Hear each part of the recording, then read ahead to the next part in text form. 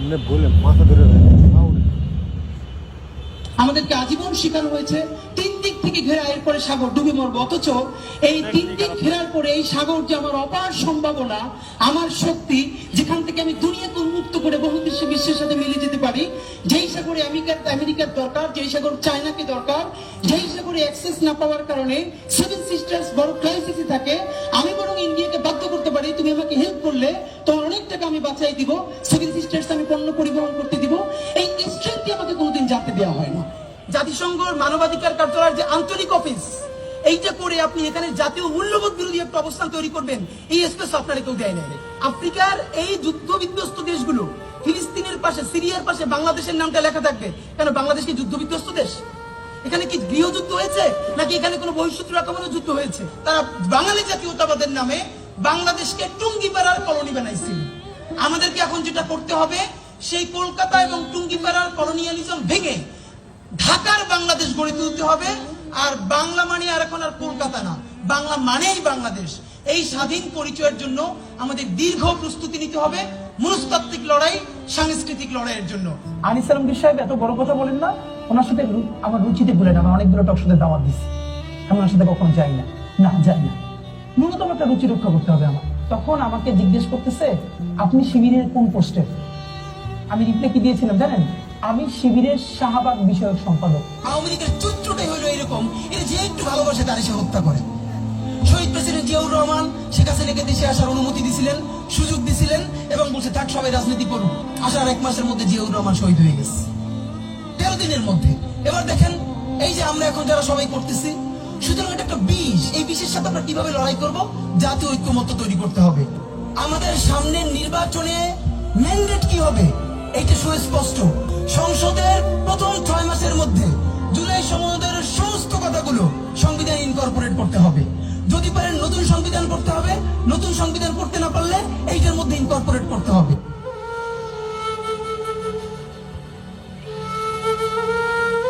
এদেশের নেতৃত্ব বেগম খালেদা জিয়া দেশপ্রেমী, সন্তানদের সামনে নিয়ে 111-এর সময় বলছে যে আপনি খালি দস্তখত দেন, যে আর দেশে রাজনীতি করবেন না, 2 সন্তান সহ চলে যান।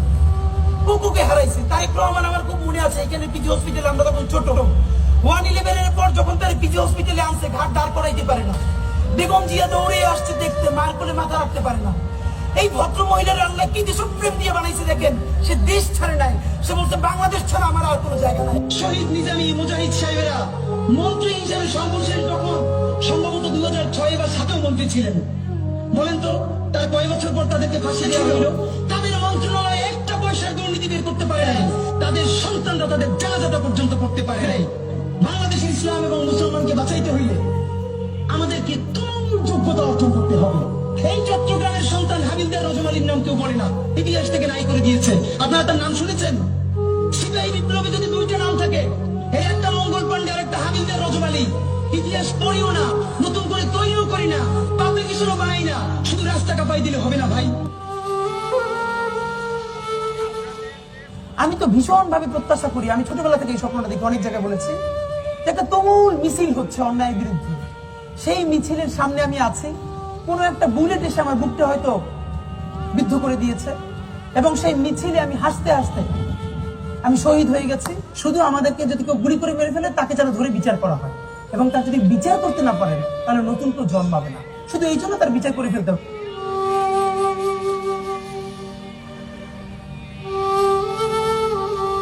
কোরআনের হাফেজ, মনে হয় 21 না 22 বছরের, 2 চোখ চিরতরে হারাই গেছে, আলো ফিরবে না। তা আমার কাঁধে হাত রেখে বললো কি যে হাদি ভাই, আমার সপ্তাহখানেকের জন্য আমার একটা চোখে একটু আলো ফিরিয়ে দেওয়া যায়? আমি বললাম ভাই 1 সপ্তাহের জন্য কেন? আমার মা আমার অনেক নিষেধ করছিল অন্তরণে যেতে, আমি ফিরে আসার সময় মারে দেখি নাই। আমার একটাবার মন চায় আমার মারে দেখি। তো যারা হাজার হাজার কোটি টাকা পাচার করে বিদেশ চলে গেছে,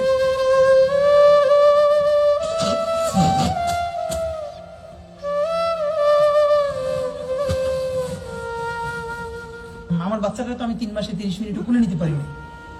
তো আমার ওয়াইফ খুব মাঝে মধ্যে আর কি মজা করে বাচ্চারে বলে, দিনকেলা মঞ্চের মুখপাত্র তোমার সাথে দেখা করতে আসছে।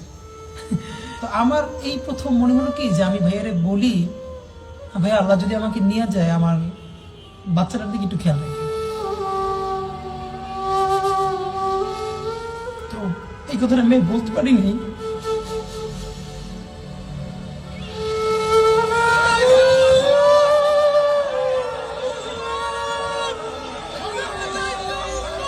আমার হাতি দরকার, আমি চাই আমার ছেলে যেন হাতির মতো হয়। এই দেশের জন্য ওকে হাতি দরকার, আমি আমার দেশকে ভালোবাসি। আমার দেশের জন্য হাতি দরকার, এইটুকু বুঝি। প্রতিটি ঘরে ঘরে হাতি দরকার, এই দেশের জন্য হাতি দরকার। আমি কোনো দম করি না, আমি দেশে ভালোবাসি। আমাদের প্রতিটি ঘরে ঘরে হাতি দরকার এখন। যে আমার সন্তানরা যেন ওসমানের মতো আদর্শ নিয়ে বড় হোক। আমি জানি না বাংলাদেশে আর কোনোদিন কতদিন পরে এরকম একজন ওসমান হাদি আসবে, যে আমার কেউ না, কিন্তু তার জন্য আমার বুক ভেঙে যাইতেছে, আমার চোখ দিয়ে পানি পড়তেছে, আমার মোনাজাতে আমার চোখের পানিতে আমার জায়নামাজ ভিজে যাচ্ছে। আপনার কি মনে হয় এই জুড়েও যদি আমরা ইনসাফের রাষ্ট্র বানাইতে না পারি, ন্যূনতম মানবিক মূল্যবোধের রাষ্ট্র, আগামী 100 বছর কি বাংলাদেশের মানুষ এই রাষ্ট্রের বাঁচাই দিকে আর জীবন দেওয়ার সাহস করবে? রাষ্ট্র সে বিভিন্ন কারণে জুলে বিক্রি করে দিতে পারে, রাজনৈতিক দলগুলো বিক্রি করে দিতে পারে, কিন্তু কিছু ছেলে মেয়ে তো থাকা দরকার, তারা তাদের চেয়ে, তাদের জীবনের চেয়ে তারা দেশকে, দেশের স্বাধীনতা সার্বভৌমত্বের জন্য কাজ করবে। তা আমরা বলেছি যে আমাদের জীবনটা আমরা বাংলাদেশের স্বাধীনতা সার্বভৌমত্বের জন্য আল্লাহর কাছে সঁপে দিয়েছি। আমি মরে যাই, আমি শহীদ হয়ে যাই, আমার ক্যাম্পাসের ভাই